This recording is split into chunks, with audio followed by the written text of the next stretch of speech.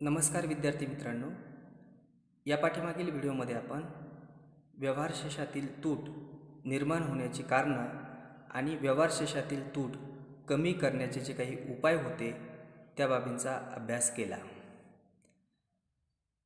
आजच्या या व्हिडिओमध्ये आपण अवमूल्यन ही संकल्पना समजून घेणार आहोत।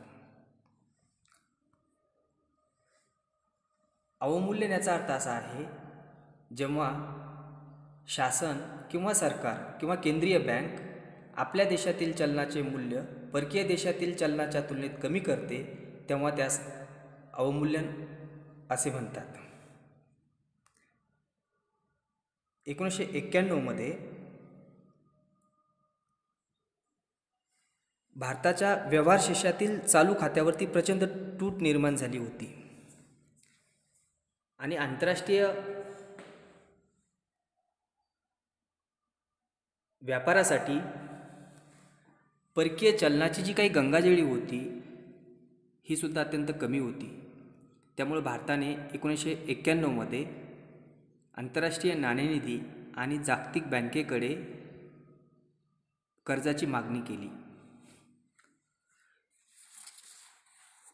जागतिक बँक आणि आंतरराष्ट्रीय नाणेनिधीने कर्ज देत असताना स्थिरीकरण व संरचनात्मक बदलाचा कार्यक्रम भारतासाठी जाहीर केला आणि त्यानुसार व्यवहार शेषातील चालू खात्यावरची प्रचंड तूट भरून काढण्यासाठी आंतरराष्ट्रीय नाणेनिधीने भारताच्या रुपयाच्या अवमूल्यनास परवानगी दिली। अवमूल्यनामुळे आपल्या देशाचे जे काही चलन असतं याचं मूल्य कमी होतं आणि परकीय देशातील चलनाचं मूल्य वाढतं। असं असताना सुद्धा जगातले अनेक देश अवमूल्यनाचा उपयोग किंवा वापर करत असल्याचं आपल्याला दिसून येतं। तर नेमका या अवमूल्यनाचा काय उद्देश आहे हे आपण एकदा बघू। अनेक देशांमध्ये व्यवहार तोलातील तूट कमी करण्यासाठी अवमूल्यनाचा वापर केला जातो। एखाद्या देशाच्या व्यवहार तोलाच्या चालू खात्यावर निर्यात मूल्यापेक्षा आयात मूल्य सतत जास्त राहत असेल तर त्यामुळे चालू खात्यावर तूट निर्माण होते आणि ही जी काही तूट असते यामुळे व्यवहार तोल किंवा व्यवहार शेष हा नेहमी प्रतिकूल ठरत जात असतो आणि हा व्यवहार शेष अनुकूल करण्यासाठी किंवा व्यवहार तोलातील तूट कमी करण्यासाठी त्या देशाकडून अवमूल्यनाचा वापर होत असल्याचं आपल्याला दिसून येतं। त्यानंतर आपल्या देशातील उद्योगांना संरक्षण देण्यासाठी परकीय आयात महाग करण्यासाठी सुद्धा अवमूल्यन हे केल्या गेल्याचं आपल्याला दिसून येतं। त्यानंतर आपल्या देशातील किंमत पातळीमध्ये वाढ घडवून आणण्यासाठी सुद्धा काही देशांकडून अवमूल्यन होत असतं। तसेच आपल्या देशाची निर्यात वाढवण्यासाठी सुद्धा काही देशांनी अवमूल्यन केल्याचं आपल्याला दिसून येतं। भारताच्या संदर्भात सांगायचं झालं तर भारतामध्ये आतापर्यंत साधारणपणे 4 वर्षांमध्ये अवमूल्यन रुपयाचं केल्याचं आपल्याला दिसून येतं। 1949 मध्ये भारतीय रुपयाचं 30.5% अवमूल्यन झाल्याचं आपल्याला दिसून येतं। त्यानंतर 1966 मध्ये भारतीय रुपयाचं 36.6% अवमूल्यन झाल्याचं दिसून येतं। त्यानंतर 1971 मध्ये भारतीय रुपयाचं 2.25% अवमूल्यन केल्याचं दिसून येतं आणि त्यानंतर 1991 मध्ये आर्थिक अडचणीच्या काळामध्ये भारताने आपल्या रुपयाचं 23.33% इतकं अवमूल्यन केल्याचं आपल्याला दिसून येतं। आता हे अवमूल्यन याचा नेमका परिणाम कसा होतो हे जर आपल्याला बघायचं असेल तर आपल्याला सांगता येतं की 28 जून 1991 रोजी $1 बरोबर 21.04 इतका विनिमय दर होता आणि भारताने 23.33% इतका अवमूल्यन केल्यानंतर 2 जुलै 1991 रोजी $1 बरोबर $25.95 इतका डॉलरचा दर झाला। म्हणजेच भारतीय रुपयाच्या तुलनेत डॉलर हा महाग झाला आणि भारतीय रुपया हा स्वस्त झाल्याचं आपल्याला दिसून येतं। असं जरी असलं तरी या अवमूल्यनाचे काही लाभ असतात। त्यामध्ये सर्वात महत्त्वाचा लाभ म्हणजे आपले जे काही आयात आहे ही आयात कमी होते. चलनाचे अवमूल्यन केल्यामुळे आयातीत घट होते, कारण अवमूल्यनामुळे विदेशी वस्तू देशातील लोकांना पूर्वीपेक्षा महाग मिळतात. त्यामुळे विदेशी महाग मिळणाऱ्या वस्तूंची मागणी कमी होऊन एखाद्या देशाची आयात ही कमी होते. हा एक अवमूल्यनाचा लाभ आहे असं आपल्याला सांगता येतं.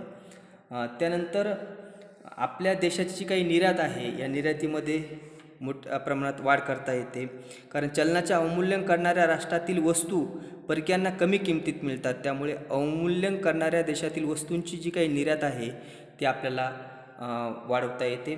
तसेच व्यापार तोलातील जी काही तूट आहे ही तूट कमी करण्यासाठी सुद्धा आपल्या देशाची निर्यात वाढते आणि आयात कमी होते. त्यामुळे यातून व्यापार तूट कमी व्हायला मदत होते.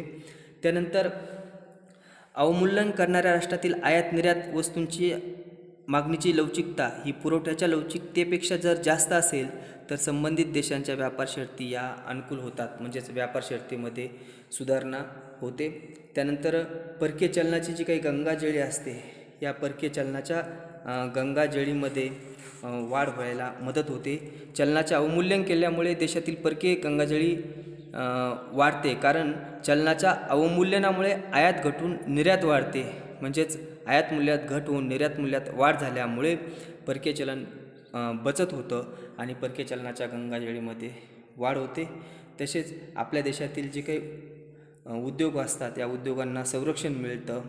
किमतीमध्ये वाढ झाल्यामुळे देशातील उत्पादनामध्ये वाढ होते आणि यातून देशातील उद्योजकांना संरक्षण म्हणून उत्पन्नामध्ये सुद्धा वाढ होते. हे जरी अवमूल्यनाचे गुण असले तरी अवमूल्यनामुळे काही दोषसुद्धा दिसून येतात.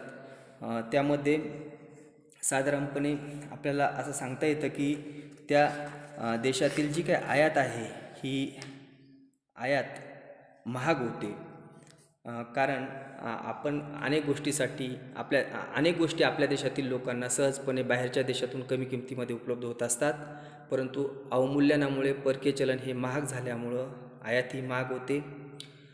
बाहेरच्या देशातून येणाऱ्या वस्तूंच्या किमतीमध्ये वाढ झाल्यामुळे साहजिकच आपल्या देशामधील किमतीमध्ये सुद्धा वाढ होते.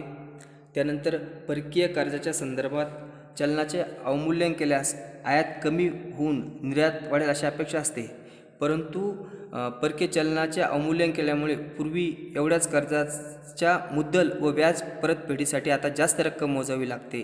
त्यामुळे चलनाचे अवमूल्यन केल्यास परकीय कर्जावरती विपरीत परिणाम होतो.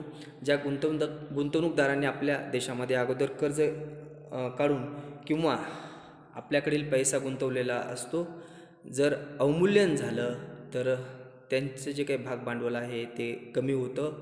त्यामुळे गुंतवणूकदारावरती विपरीत परिणाम होतो. तसेच अवमूल्यन केल्यामुळे आंतरराष्ट्रीय संबंधावरती सुद्धा विपरीत परिणाम होतो, कारण एखाद्या देशाने जर अवमूल्यन केलं तर त्याच्या प्रतिसाद म्हणून इतर देशसुद्धा अवमूल्यनास सुरुवात करतात आणि म्हणून आंतरराष्ट्रीय संबंध विपरीत परिणाम हा अवमूल्यनाचा आहे असं आपल्याला सांगता येतं.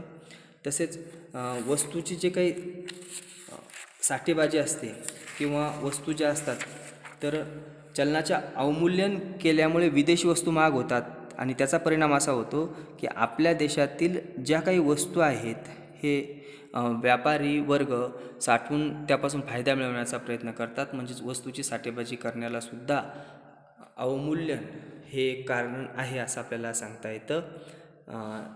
त्यामुळं या अवमूल्यनाचे जसे गुण आहेत तसे दोषसुद्धा आहेत, त्याचाही आपण या ठिकाणी अभ्यास केला पाहिजे. धन्यवाद.